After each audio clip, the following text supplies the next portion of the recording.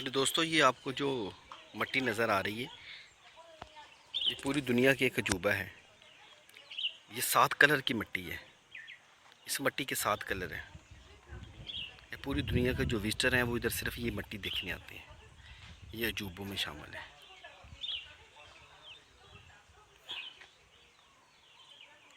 ये बहुत बड़ा प्लेसेस है। सब इधर जो हैं ये मिट्टी देखने आते हैं।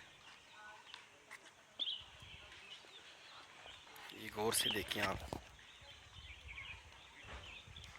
वाकई मैंने देखा है गौर से, ये वाकई 7 कलर की मिट्टी है।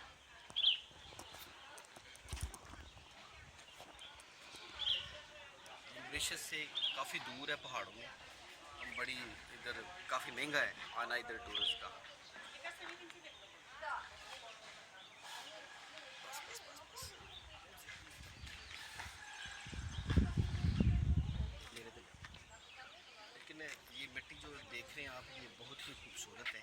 ये वाकई 7 कलर की है, 7 रंग की मिट्टी है।